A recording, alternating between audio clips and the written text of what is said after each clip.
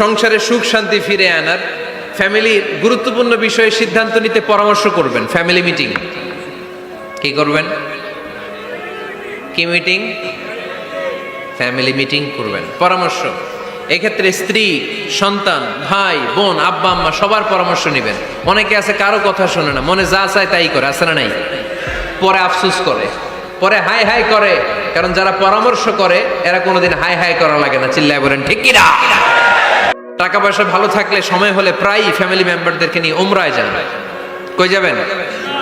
উমরায় যান।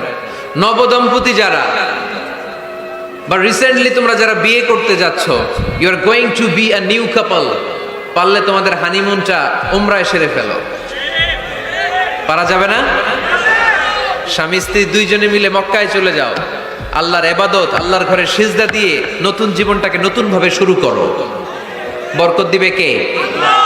বৌমা শাশুড়ির এই ঝগড়ার প্রধান কারণ হচ্ছে জেনারেশন গ্যাপ, ঠিক কিনা? শাশুড়ি এক জেনারেশনের আর বৌমা আরেক জেনারেশনের। শাশুড়ি ভাবে একরকম, বৌমা ভাবে আরেক রকম। শাশুড়ি চায় বউর উপর খবরদারি করতে, বউ চায় শাশুড়ির উপর খবরদারি করতে। এই ডমিনেটিং এর কারণে কিলাকিলি আছে না নাই? আমাদের পরিবার আছে না? পরিবার হচ্ছে শান্তির নীড়। যার পরিবার নাই সে নীড়হারা পাখির মতো, ঠিক কিনা? এর সেবা করার কেউ নাই, এর খোঁজ খবর নেয়ার কেউ নাই, একে ভালোবাসার কেউ নাই। পরিবারের ভেতরে আছে ভালোবাসাবাসী, পরিচর্যা, অসুস্থ হলে সেবা শুশ্রূষা, যত্ন আত্মি। আমরা একটা প্রশান্তির জায়গা খুঁজে পাই পরিবারের ভেতরে, ঠিক কিনা? এজন্য আমি যদি জান্নাতে যাই, আমি চাই আমার পরিবারের সবাইকে নিয়ে যাব, ঠিক কিনা? নাকি আপনারা একা একা জান্নাতে যাবেন? একা একা জান্নাতে যেতে চান কারা কারা? দেখি হাত তুলে। হ্যাঁ, ওই যে হাত তুলছে। একা একা যাইতে আয় পালা না,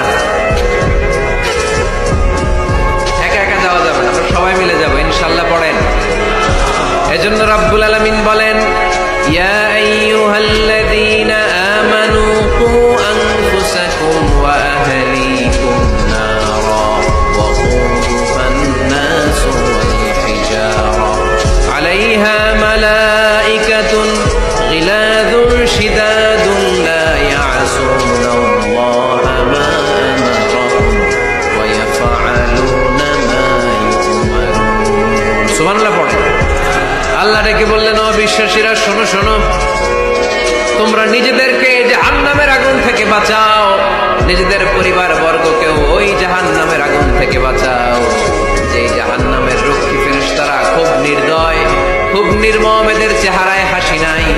রব্বুল আলামিন তাদেরকে যা আদেশ করে তারা তাই পালন করে। ওই ফেরেশতারা আল্লাহর কোনো আদেশের অবাধ্য হয় না। ওই জাহান্নামকে ভয় করো, আর জাহান্নাম থেকে নিজেও বাঁচো, নিজের পরিবারকেও বাঁচাও। নিজেও বাঁচতে হবে, পরিবারকেও বাঁচাতে হবে। নিজেও জান্নাতে যেতে চাই, আব্বা আম্মা, স্ত্রী, সন্তান, ভাই বোন সবাইকে নিয়ে জান্নাতুল ফেরদাউসে থাকতে চাই, ঠিক কি না?